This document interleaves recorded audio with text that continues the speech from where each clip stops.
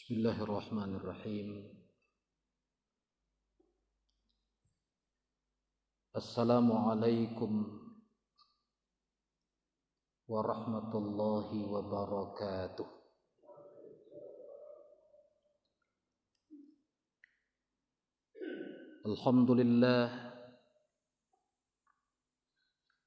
Alhamdulillahilladzi hadana lihada wa ma kunna linahtadiya laula an hadana Allah. Asyhadu an la ilaha illallah wahdahu la syarika lah wa asyhadu anna Muhammadan abduhu wa rasuluh arsalahu Allahu kafatan ilan nas basyiran wa nadhira wa da'iyan ila Allah bi'idnihi wa sirajan munira.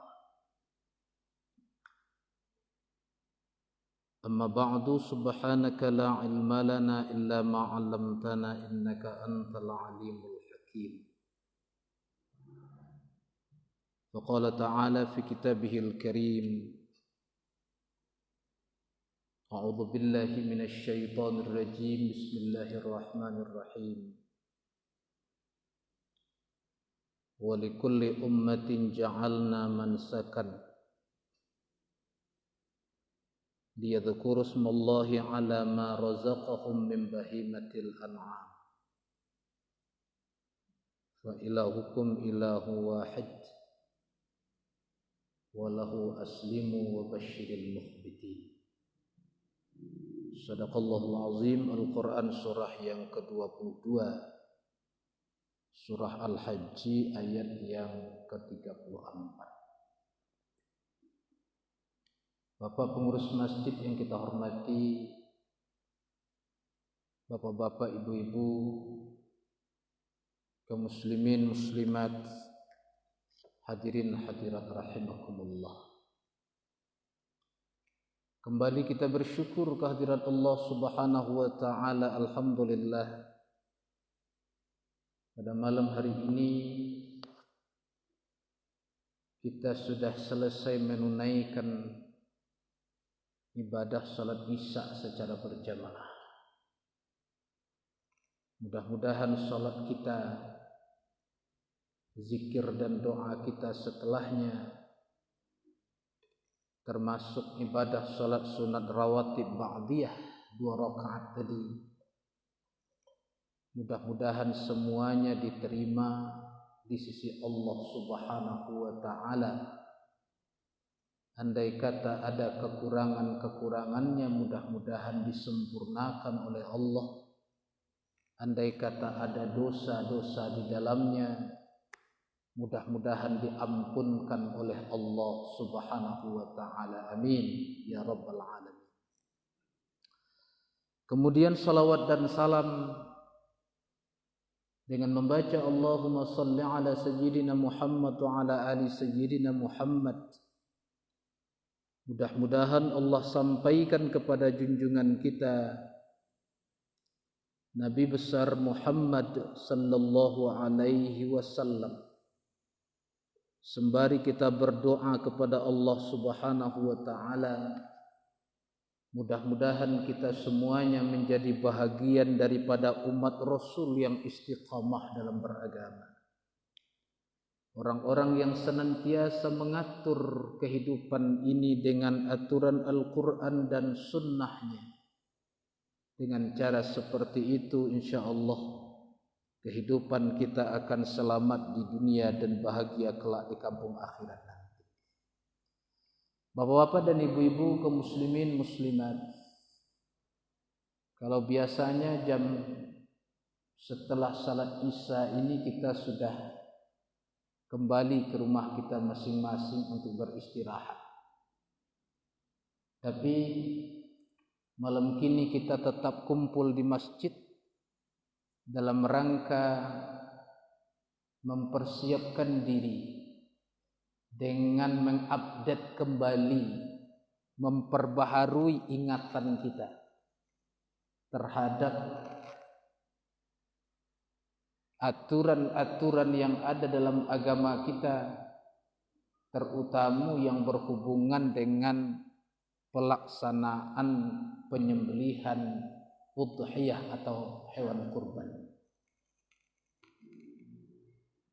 Karena ini 1 kali setahun kita laksanakan, ya tentu kita segarkan kembali ingatan kita.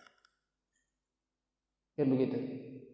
Jadi ambo ndak mengajari bapak-bapak dan ibu-ibu kerana awak ambo yakin sudah termasuk orang-orang yang profesional dalam berkurban.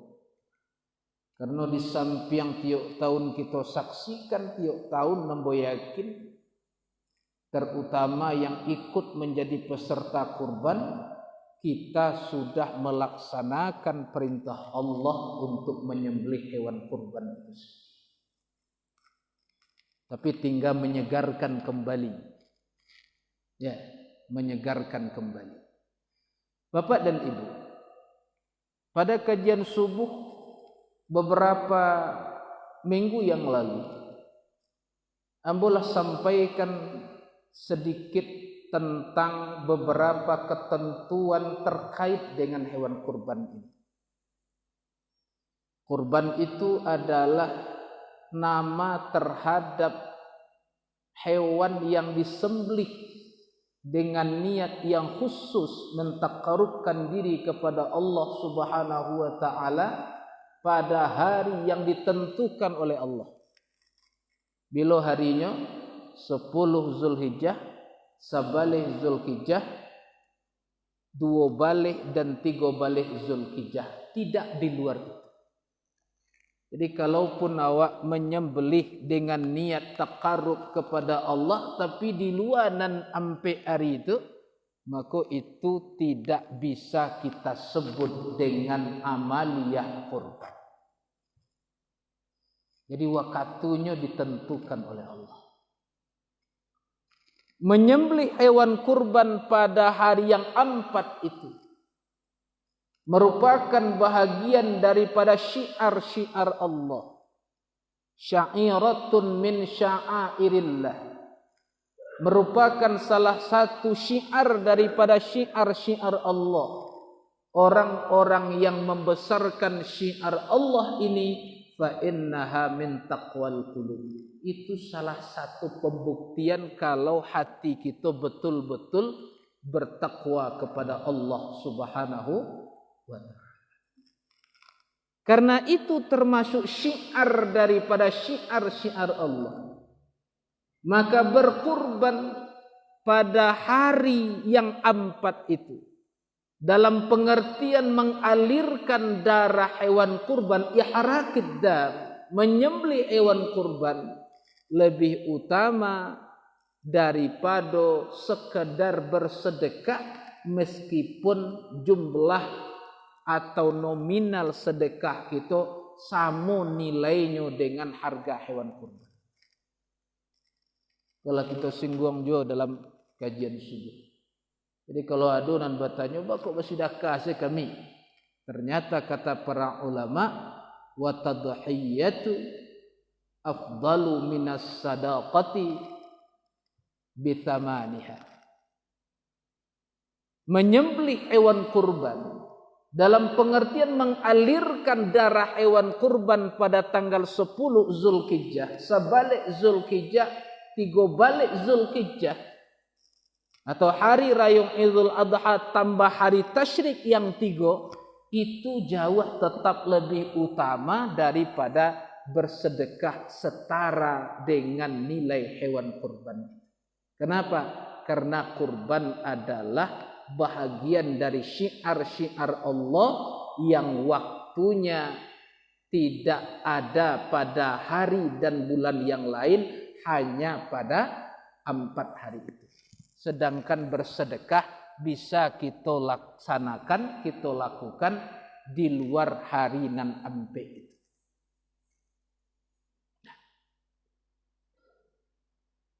Meskipun tidak ada hadis yang sahih terkait dengan fadilah kurban. Fadilah kurban. Jadi tidak ada yang sahih ternyata. Hadisnya hanya sampai kepada derajat hasan umpamanya, akan tetapi itu cukup untuk mendorong kita melaksanakan ibadah ini. Nah, salah satunya yang populer apa? Hewan kurban kita itu ternyata menjadi tunggangan kita menuju surganya Allah Subhanahu wa ta'ala. Tunggangan kita menuju surganya Allah. Maka siapapun di antara kita yang sudah menetapkan niatnya untuk menyembelih hewan kurban pada tanggal 10 Zulhijjah, apa yang harus kita lakukan? Pertama, tentu ikhlaskan niat. Ambo dakkan kaji hikmah ambo rasul beberapa minggu terakhir di berbagai macam forum kajian keagamaan, ala banyak guru-guru kita berbicara tentang hikmah kurban. Jadi Imam, ambo yakin. Nah, kita langsung kepada teknis pelaksanaan. Karena kabarnya yang hadir kini ko para peserta. Ya Ustaz tadi. Para peserta dan panitia mungkin ya. Panitia penyelenggara. Ikhlaskan niat kita. Kenapa? Karena kurban itu adalah ibadah udhiyah. Tujuannya taqarrub ila Allah. Apapun bentuk ibadah, maka yang sangat menentukan itu adalah niatnya. Innamal a'malu binniyah wa innama likulli imri'in ma nawa. Segala amal itu mesti dilandasi dengan nawaitu yang ikhlas. Wa ma umiru illa liya'budullaha mukhlishina lahuddin. Niatnya ikhlas karena Allah. Nah, ikhlas karena Allah. Tidak ada yang lain yang diharapkan.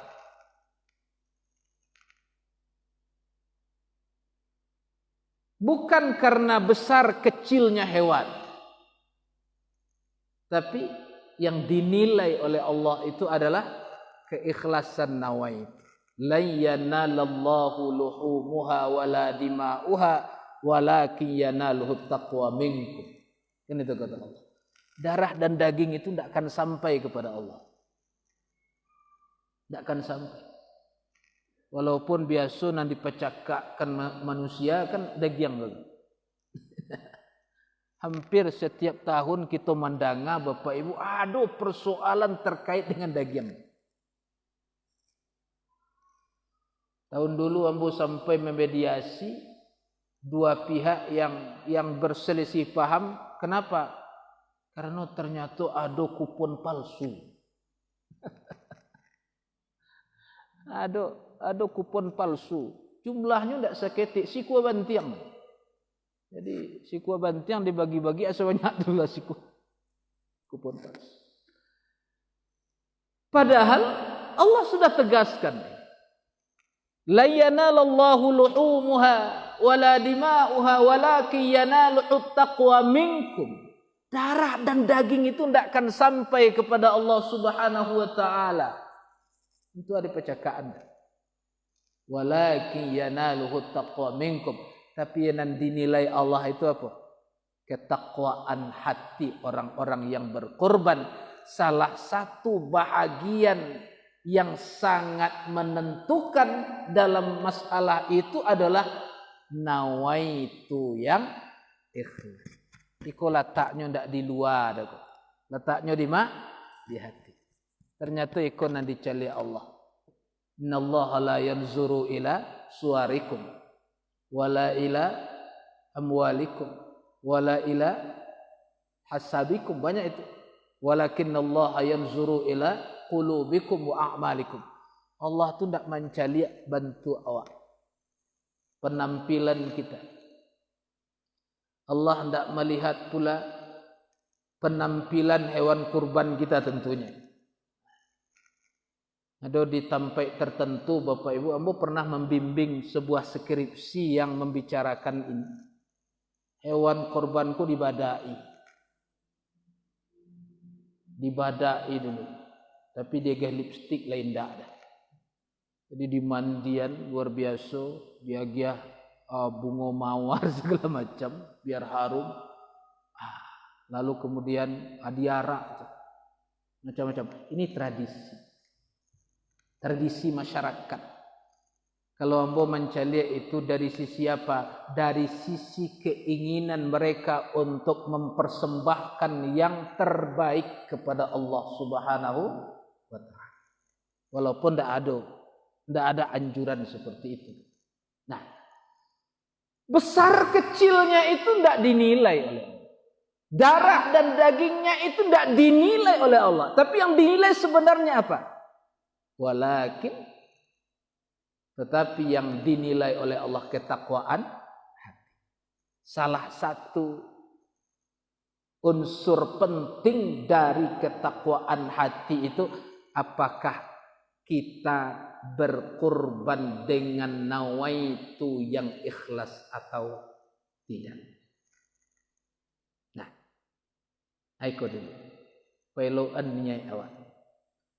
Karena wa inna ma likulli imri'in ma nawa, yang akan kita dapatkan dari satu amal perbuatan baik yang kita lakukan adalah sesuai dengan kadar niatnya. Lagi pula Allah Subhanahu wa taala di dalam surah Al-Kautsar itu ternyata sangat menekankan niat ini. Motivasi berkurban itu karena apa? Inna a'tainakal kautsar fasholli li rabbika wanhar. Allah sudah memberikan nikmat yang banyak kepadamu. Fasholli li rabbik. Lakukan salat Idul Adha itu hanya karena Tuhan. Wanhar. Berkurbanlah juga hanya karena Tuhan. Jadi salat kata karena Allah, berkurban juga karena Allah. Nah, ini yang pertama. Allah menilai amal soleh kita sesuai dengan niat. Satu. Maka mari kita manage kalbu kita. Hati kita, kurban ini betul-betul dalam rangka taqarrub ilallah semata. Tidak ada yang lain. Walaupun hikmahnya banyak. Para ulama mengatakan di antara hikmah kurban itu apa? Membahagiakan keluarga. Ya. Di antara hikmah kurban itu apa? Membahagiakan tetangga. Membahagiakan fuqara wal masakin. Hikmah. Tapi yang sangat penting dan menentukan itu adalah keikhlasan niat kita. Ini niat. Berikutnya apa lagi? Lakukan penyembelihan pada hari yang ditentukan. Karena ini sembelihan ibadah. Dalam hadis Rasul sallallahu alaihi wasallam, orang yang menyembelih sebelum salat, maka itu sembelihan biasa saja. Tapi yang menyembelih sesudah salat, maka itulah sembelihan kurban yang sebenarnya. Lalu pertanyaannya, ba'a kalau awak ndak satu salat, Ustaz? Gitu. Wak ndak satu salat dah. Kan ada orang nanda ikut salat Idul Adha. Nah, maka orang yang kebetulan berhalangan saat itu ndak ikut dia melaksanakan ibadah salat, apa kata para ulama? Hendaklah ia sembelih pada waktu sekira-kira orang-orang yang salat sudah selesai menunaikan ibadah salat.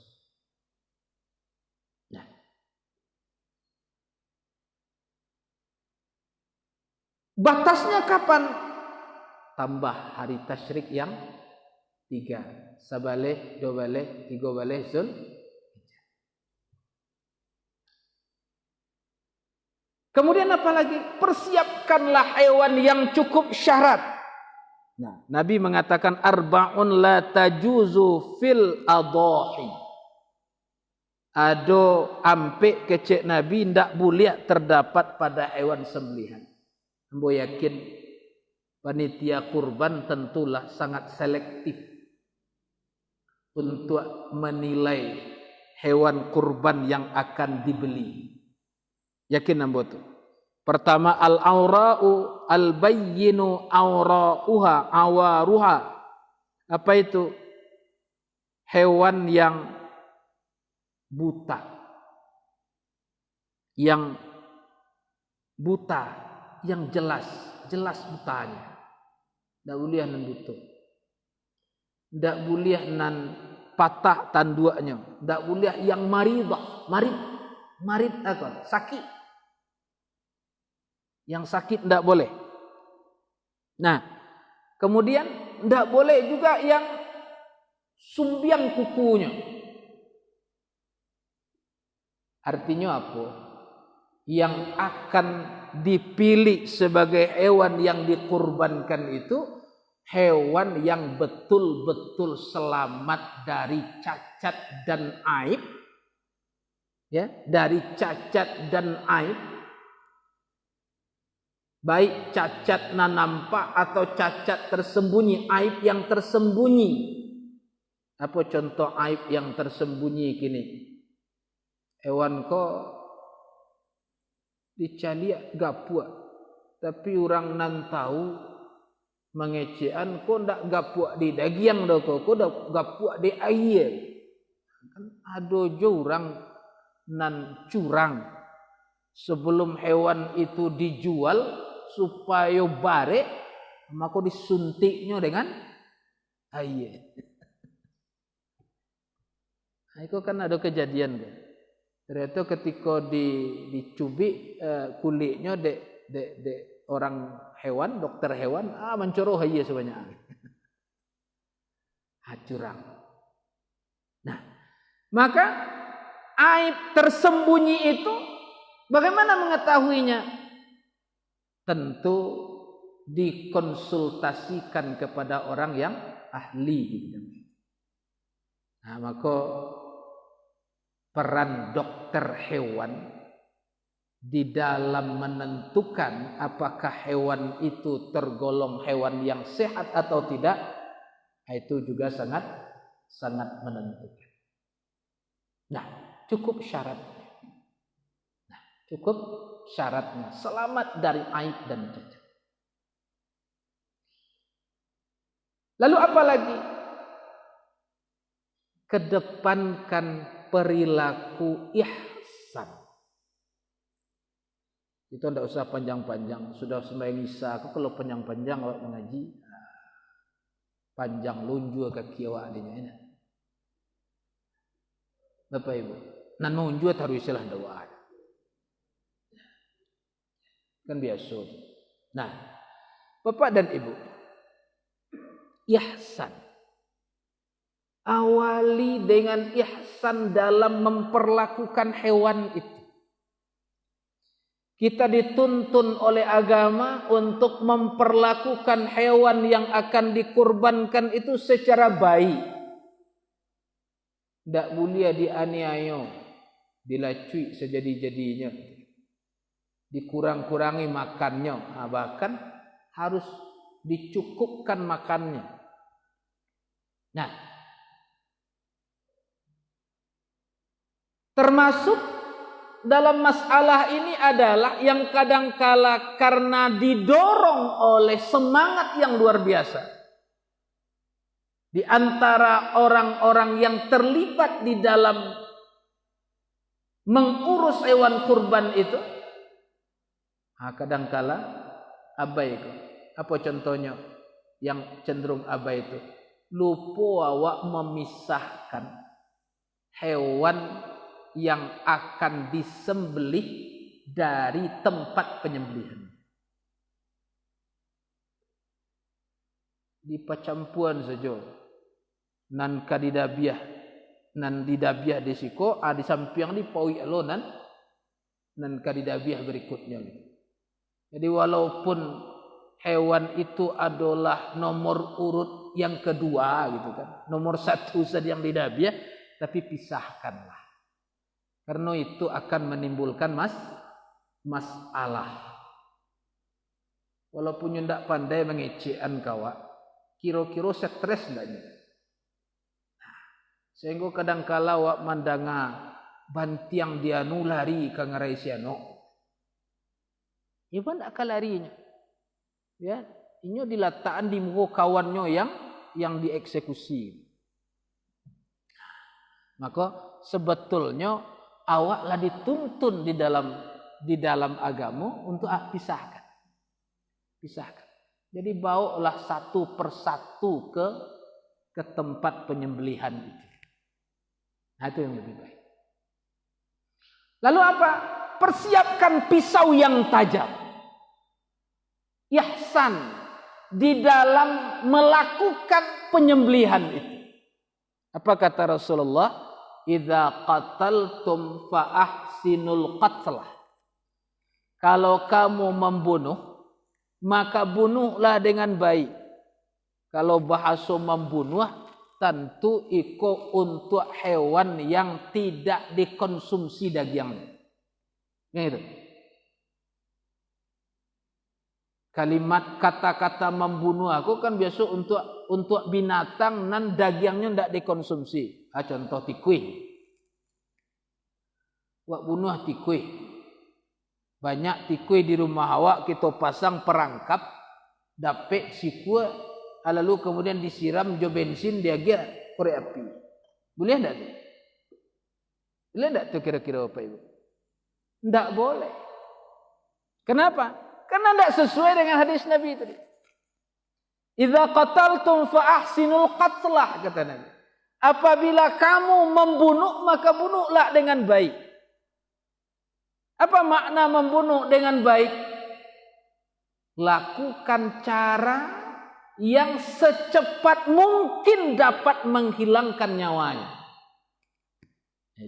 Jadi walaupun yang dibunuh itu bukan binatang yang dagingnya kita konsumsi, akan tetapi kita diperintah oleh Nabi tetap berlaku ihsan di dalam pembunuhan itu. Nah, terhadap hewan yang dagingnya kita konsumsi, bahasanya tidak dibunuh doh, tapi disembelih. Wa idza dzabhtum fa ahsinud dzabhah. Kalau kamu menyembelih, maka sembelihlah dengan baik. Nah, apa kategori baik dalam penyembelihan? Pertama, siapkan pisau nan tajam. Pisau nan tajam. Di samping tajam tentu harus kita pastikan pisau itu tidak terkontaminasi oleh hal-hal yang dicurigai haram. Nah, contoh.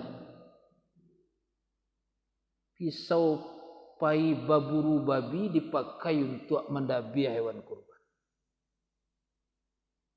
Hati-hati. Mungkin tidak itu terjadi. Ya mungkin saja kan gitu. Hari akai ke Patang sudah dibawa pai baburu gitu kan. Sudah ditikamkan ke babi lalu kemudian dipakai untuk penyelenggaraan kurban. Hati-hati. Jangan sampai daging itu terkontaminasi oleh hal yang haram.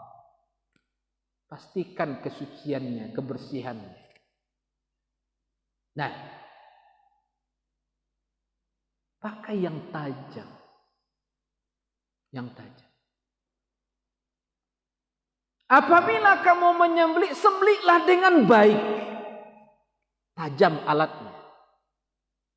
Lalu kemudian apa? Sunnah di dalam ajaran agama tentang penyembelihan diikat. Di kabek kakinya, tungkai elok-elok. Kan kini kalau banyak beredar tutorial, video tutorial tentang bagaimana mengikat hewan kurban. Tidak salah dicoba, tapi tentu tetap dalam rangka berhati-hati. Kalau tidak berhati-hati, beko tidak sapi sejadi korban, awak jadi korban. Begitu. Dia tukang tungkai jadi korban.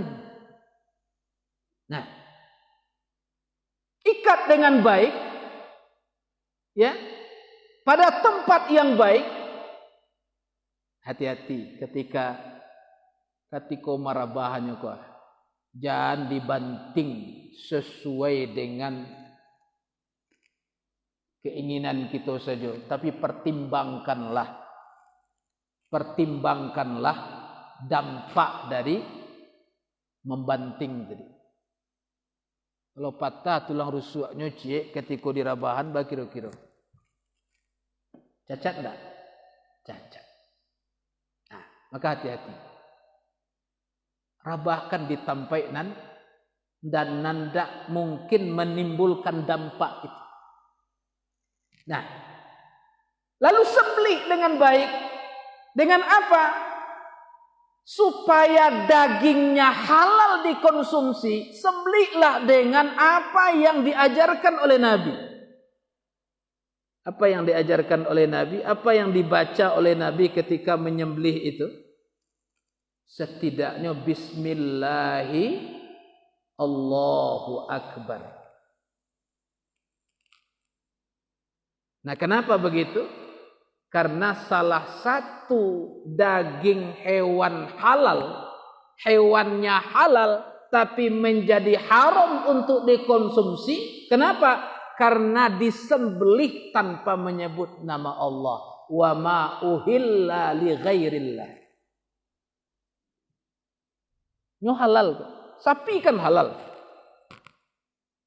Tapi tatkala menyembelihnya tidak disebut nama Allah, maka dia menjadi haram. Maka baca bismillah. Kenapa tidak bismillahirrahmanirrahim? Kenapa bismillahi Allahu Akbar? Karena kata para ulama, kata Ar-Rahman dan Ar-Rahim ini bertolak belakang dengan perbuatan menyembelih. Nah, dengan perbuatan menyembelih. Maka Nabi kemudian mengajarkan yang dibaca itu adalah bismillahi Allahu Akbar. Dalam salah satu hadis bahkan kita baca Rasul mengawalinya dengan membaca doa iftitah yang kita baca di dalam surat. Inni wajjahtu wajhiya lilladzi fataras samawati wal ard hanifam musliman wa ma ana minal inna sholati. Ikon dibaca di Nabi.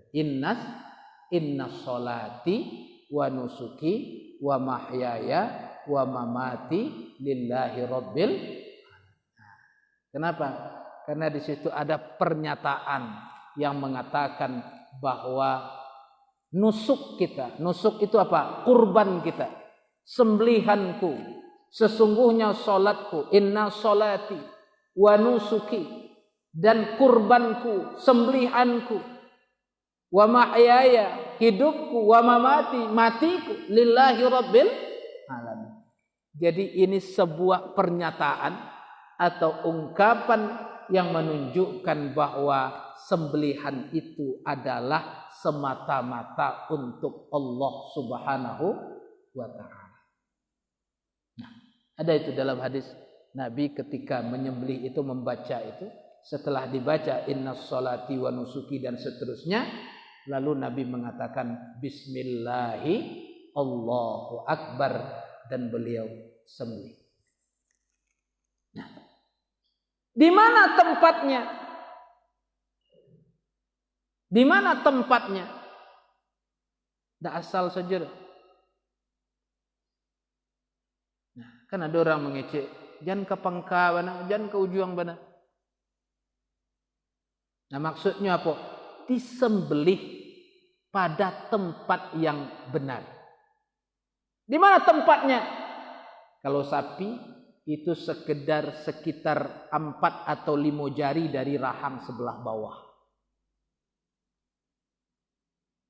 Nah, di situ tempat yang baik untuk menyembelih.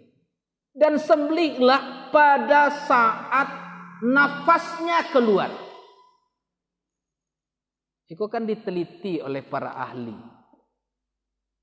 Balu caro tahunya, balu awak tahu nafasnya keluar. Nafas kok kan keluar masuk kok. Betul tidak Bapak Ibu? Nafas awak kan terkait tujuh. Ada keluar, ada masuk. Kan gitu. Kalaulah keluar taruh isi, nafas awak tidak masuk nyala ada doa itu. Nah, kan begitu. Nah, ini keluar masuk, maka ambillah atau sembelihlah pada saat nafasnya keluar. Baca ronyo tahu samo Jawa. Seirama dengan tarikan nafas gitu. Tentu ibu-ibu tidak usah lo, tidak perlu benar. Kalau ibu-ibu tidak perlu dulu. Karena ibu-ibu kan tidak satu mendabiah renang. Nah, terutama tukang jagal, tukang sembelih. Jawab biasa yang menyembelihnya disarahan ke orang, ya, lapas. Tapi tuntunan syariat seperti itu. Ini tentu harus kita perhatikan. Kenapa? Karena kurban adalah sembelihan ibadah, bukan sembelihan yang lain. Walaupun beliau biasa mendabiah tiap hari di rumah potong, begitu kan? Tapi itu bukan sembelihan ibadah. Apa bedanya? Kalau sembelihan yang bukan sembelihan ibadah, sepanjang disembelih dengan menyebut nama Allah Subhanahu wa taala, cukup halal. Tapi kalau kurban, ini sembelihan ibadah, tentu perlu diperhatikan bagaimana petunjuk Nabi ketika melaksanakan penyembelihan itu. Ambillah nafasnya ketika keluar. Kok bisa nanyo? Kok bisa? Ya, tali nafasnya dan tali utama darahnya itu putus sekali gosok. Kok dapat? Makanya perlu betul dipersiapkan pisau yang tajam. Jadi tidak berulang-ulang. Itu kan pernah aja menyaksikan tuh. Lah digosok tuh. Ala di pabian. Apa kau tagak lo sapi ke balik. Ada tungkai lo balik. Ada gosok lo balik. Kamu agak 3 kali tagak balik. Artinya apa? Itu terjadi karena caro mendabiahnya ndak mengikuti aturan-aturan nan ada. Kan begitu? Kalau bisa sekali gosok nanya putih. Sekali. Apa kau dibantu je tangan? Nah, silakan. Tidak ada masalah. Nah, Bapak dan Ibu. Jadi ihsan di dalam penyembelihan. Biarkan hewan itu mati dengan sendirinya setelah disembelih tadi. Setelah disembelih dengan menyebut nama Allah, lalu kemudian baru dilakukan prosesi berikut. Kadang-kadang menggalapa-galapa aja baru lelaki lo kapak dilihat. Nah, biarkan dulu mati, baru pisahkan kepalanya, baru kemudian digiling.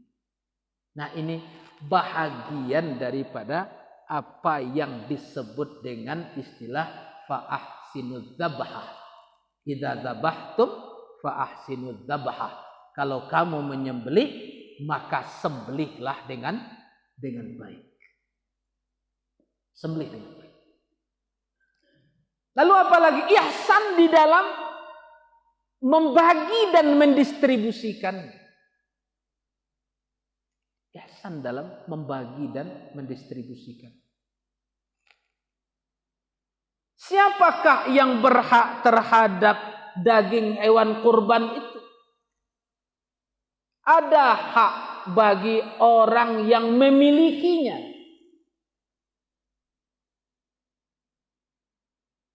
Kenapa? Karena Allah Subhanahu wa taala mengatakan fakulu minha. Makanlah sebahagiannya. Jadi ada haknya. Wa at'imul qani'a wal mu'tar. Lalu kemudian sedekahkan sebahagiannya. Di dalam hadis yang diriwayatkan oleh Imam Ahmad dikatakan fakulu wa at'imu wad dakhiru.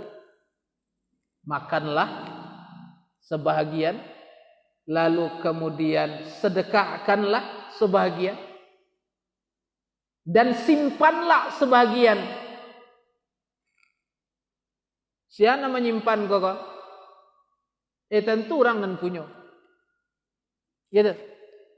Jadi makanlah sebahagian. Siapapun yang memiliki hewan kurban ada haknya untuk memakan sebahagian. Ada haknya untuk menyimpan sebahagian dagingnya. Dan ada haknya untuk mensedekahkan sebahagiannya. Ada haknya untuk itu. Boleh bagi 3 Ustaz? Boleh. Sepertiga dimakan. Tapi membana ambo jan Nabi lo 3 hari. Kalau sepertiga tu dimakan Nabi 3 hari masuk rumah sakit bego gitu. Kan begitu tuh. Ada haknya makan, ada. Wajib. Tentu enggak. Awak enggak boleh makan daging de angku dokter dosa. Di pasonya makan enggak. Awak enggak nio daging enggak boleh disedekahkan, silakan. Enggak ada masalah. Tapi apakah dia berhak? Ada hak. Makanlah, sedekahkanlah, dan simpanlah. Berapa lama disimpan? Tidak ada batas waktunya. Sampai hari raya wajib yang ketiba boleh Ustaz? Boleh.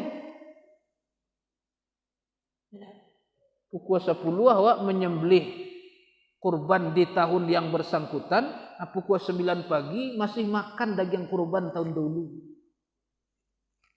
Boleh? Boleh. Tidak ada masalah. Nah, boleh disimpan. Malah menurut sebahagian ulama dinamakan yaumit tasyrik. Hari tasyrik nanti. Apa makna hari tasyrik? Hari tasyrik itu hari mendendeng, hari mempersiapkan daging untuk disimpan dalam jangka waktu yang lama. Jadi boleh disimpan. Nah, boleh disimpan. Nah, bolehkah kemudian, ini beberapa persoalan. Bolehkah kemudian kita nikmati bersama-sama? Kan biasa di dabiah, lalu kemudian dimasak dagingnya dimakan sama-sama. Boleh dengan syarat ada kerelaan si pemilik kurban.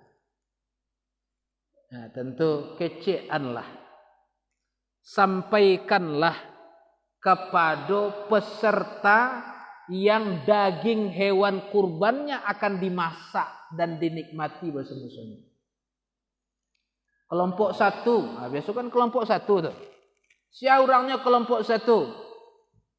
Nah, selesai disembelih atau menjelang disembelih, kecean ke kelompok 1 ke bahwa daging hewan kurbannya akan dimasak. Kalau pandai kami panitia, saya bahasanya Ustaz. Gitu. Awak kalau disarahan dek peserta untuk mauruihnya, kita sembuh aturan banyak. Ndak. Yang berhak terhadap daging itu bukan kita, akan tetapi si peserta kurban. Kita tentu berbuat sesuatu sesuai dengan kewenangan yang diberikan kepada Allah. Jadi sebaiknya seperti itu. Ya kan? Kalau akan dimasak, sampaikanlah kepada peserta yang daging hewannya diambil untuk dimasak bersama-sama. Kan dak lo kado mungkin dok peserta konan kemanula. Ayo ndak nio kami dah. Kan ndak mungkin dah. Nah, ndak mungkin. Tapi sampaikan seperti itu. Nah, lalu kemudian apanya yang dibagi? Kita kembali kepada sebuah hadis yang muttafaq alaih. Disepakati kesahihannya oleh para ulama hadis. Tatkala Rasul sallallahu alaihi wasallam mengangkat Al-Imam Ali bin Abi Thalib sebagai panitia kurban. Jadi Ali bin Abi Thalib diangkat dek Nabi untuk panitia kurban. Diangkat. Diperintahkan oleh Nabi. Amarani Rasulullah sallallahu alaihi wasallam. Rasul sallallahu alaihi wasallam menyuruhku, kata Imam Ali bin Abi Thalib, untuk mengurus kurban dan untuk membagi wa aqsima juludaha wa jilalaha, membagi kulit dan dagingnya. Bagi kulit dan dagingnya. Jadi apanya yang dibagi? Kulit dan dagingnya. Kulit dan dagingnya dibagi. Nah, biasanya ini masalah tahunan. Kita segarkan saja ingatan kita, walaupun tahun yang lalu sudah barangkali. Kulit ini, kapan kita berpeluang untuk menjual kulit? Nah, jadi menurut zahir hadis, Rasulullah memerintahkan untuk membagi kulitnya, dagingnya dibagi, kulitnya dibagi. Idealnya seperti itu. Dan sebaiknya tatkala kita mampu untuk memenuhi aturan main seperti itu, seharusnya lah kita penuhi. Sulit enggak kira-kira bapak-bapak, ibu-ibu membagi, kalau daging enggak ada masalah kulitnya itu. Membaginya itu kan tidak harus untuk sebanyak peserta kurban. Umpamanya ado mustahik kurbanku nan dapat kulit saja. Bisa enggak tuh? Bisa saja. Kan begitu. Oh, keripangannya itu Ustaz, orang bawa daging pulangnya bawa kulit pulang. Ya kalau nyonio kan enggak masalah. Gitu. Kalau kulit saya dibawanya salai pulang. Gitu. Tentu enggak mungkin ke dimasaknya Ustaz. Nah, kalau dijualnya tuh. Nah, bolehkah kemudian orang yang sudah menerima haknya,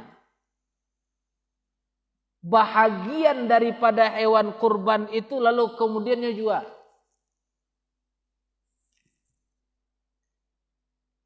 Kalau itu sudah diterima, artinya itu sudah menjadi miliknya. Lah menjadi milik. Sesuatu yang bernama milik, punyonya, gitu kan? Punyo seseorang, milik seseorang, maka salah satu yang melekat dengan milik itu adanya hak tasarruf. Hak untuk mentasarrufkan. Apa tuh hak untuk mentasarrufkan? Hak untuk melakukan satu perbuatan hukum yang berkaitan dengan miliknya. Apakah akan memakainya sendiri? Apakah akan menghibahkannya kepada orang lain? Bahkan ataukah akan menjualnya? Bolehnya juga? Ya boleh. Kalau itu sudah hak. Nah kalau orang nan lah dapat pembagian lalu kemudian andai katanya jualnya ndak berdosa, kenapa kami panitia kurban ndak boleh menjualnya?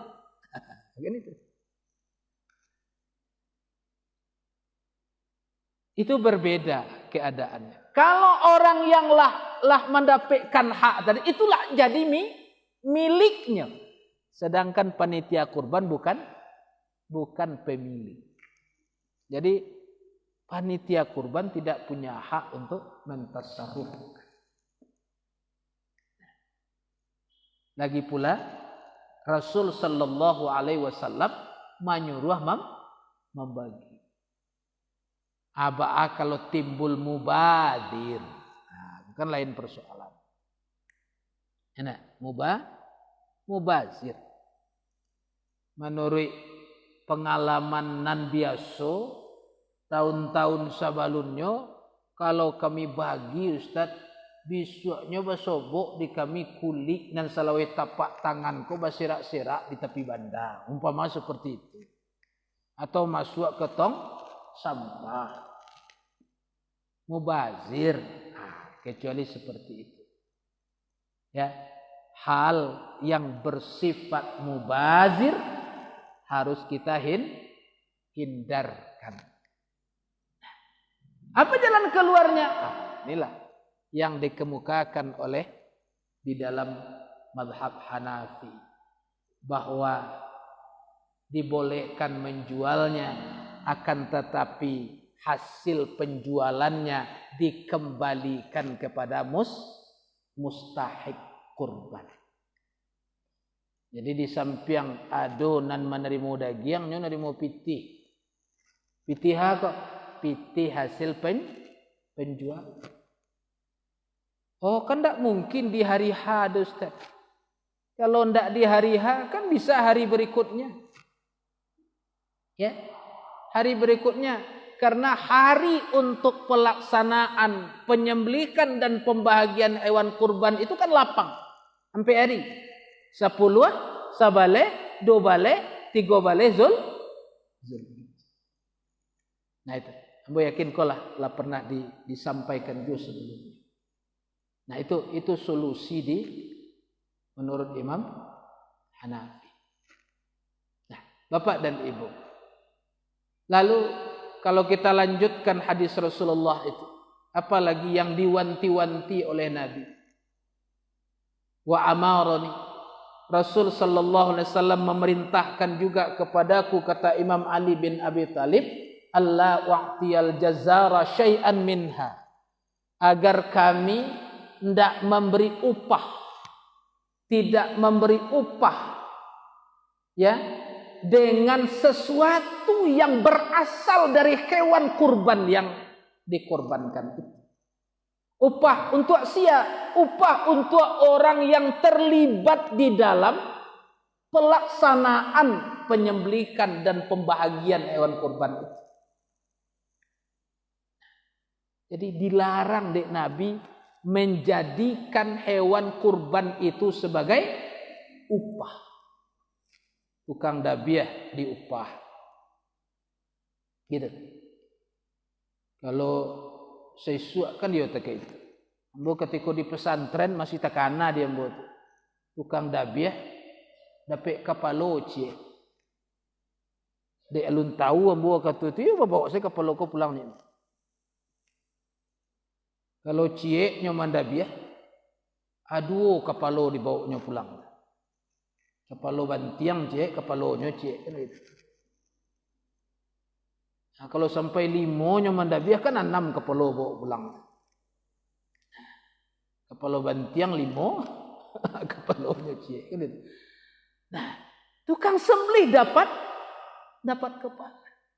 Atau tukang sembelih dapat kulit. Nah, itu beberapa tahun yang lalu masih terjadi. Betul enggak, Jemaah? Sampai waktu itu ambo masih ingat Majelis Ulama Indonesia Kota Bukit Tinggi buat edaran tentang pelaksanaan kurban. Buat edaran. Nah, Dari hadis tadi Rasulullah sallallahu alaihi wasallam mengecek ke Ali, melarang Ali untuk menjadikan hewan itu sebagai upah. Wa nahnu nu'tihi min indina, kata Imam Ali.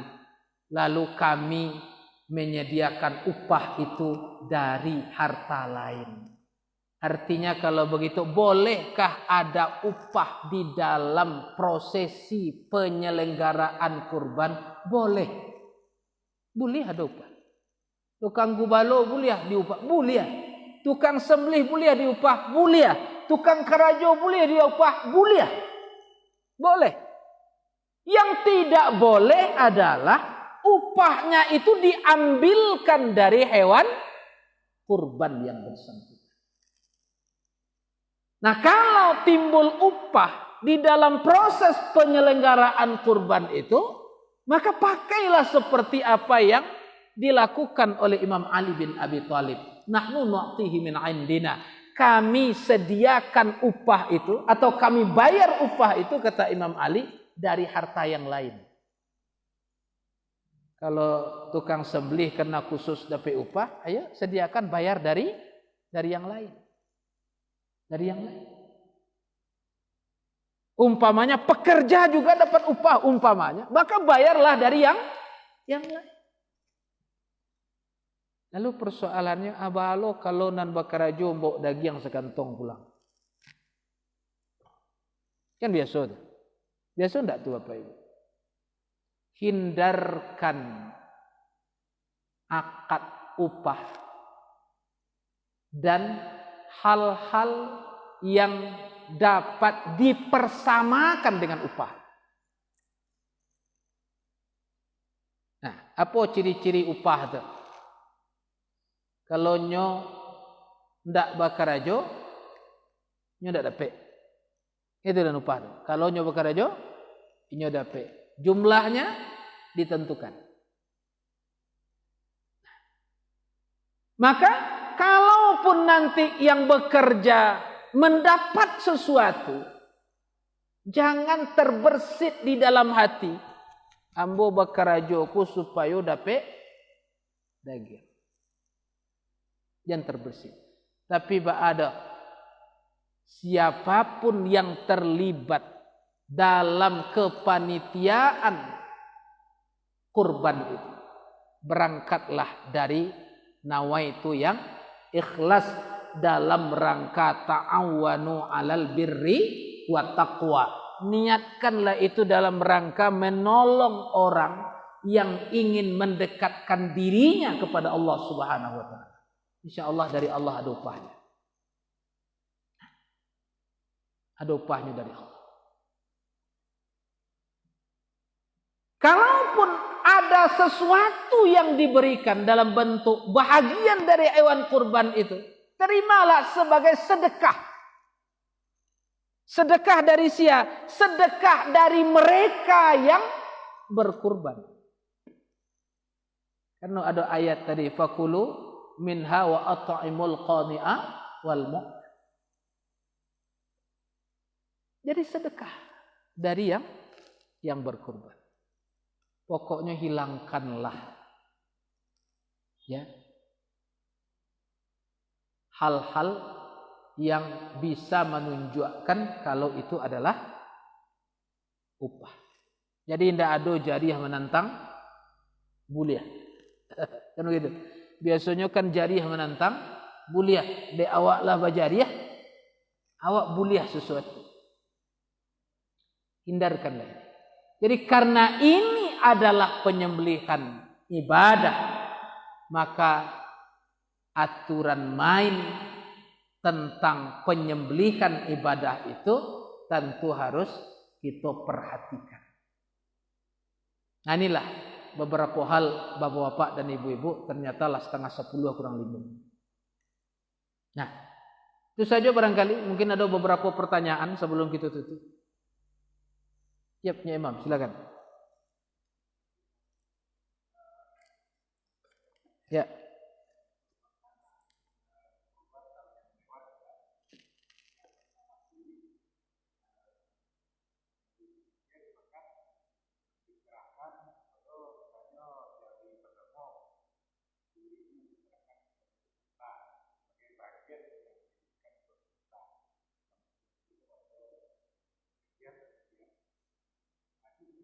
Ya kalau seperti itu tidak ada masalah.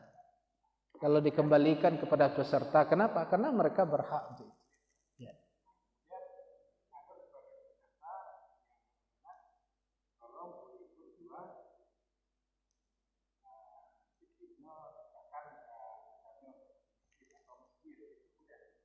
Ya, musaji itu nan kurang pas.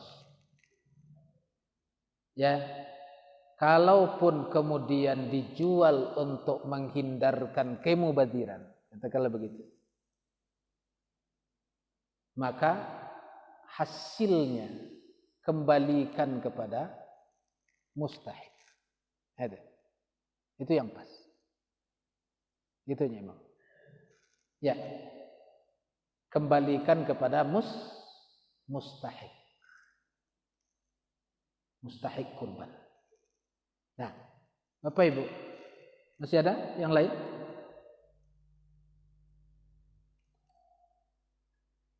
Nah, cukup barangkali ya.